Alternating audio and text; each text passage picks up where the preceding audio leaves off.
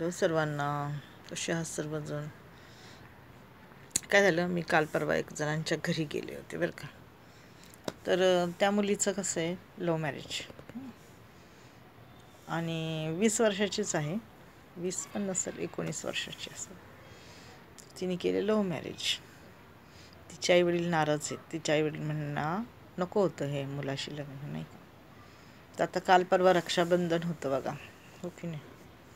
रक्षाबंधन होतं तर सर्वांनी म्हणजे सर्व बहिणींनी आपापल्या भावांना राखी बांधली. तिला काही बांधताच आली नाही, कारण तिला भाव असून पण तिला जाता नाही आलं आहे ना.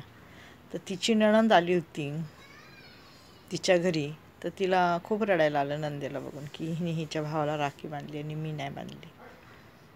तर ती म्हणाली, शिक्षा तर मलाच मिळते ना, मीच वनवाशी झाले, माझीच नाती तुटली.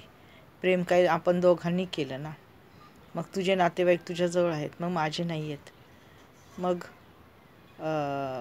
भोगायला तर मलाच लागते ना. प्रेम मी एकटीनेच केलं ना, तुझे नाही केलं. तू करून पण सगळं प्रेम करून पण तू खुश आहे. तुझे नातेवाईक तुझ्याजवळ आहेत, माझे आहेत का माझ्याजवळ? माझं कोणीतरी आहे का? असं म्हणून ती पोरगी रडत होती. तर असं आहे बघा, काही काही लव्ह मॅरेजमध्ये आईवडील मुलीला एकदम वनवाशी करून टाकतात. काय करणार, त्यांचा पण नाईलाज असतो समाजासाठी. समाजात त्यांना नावं ठेवली जातात ना, म्हणून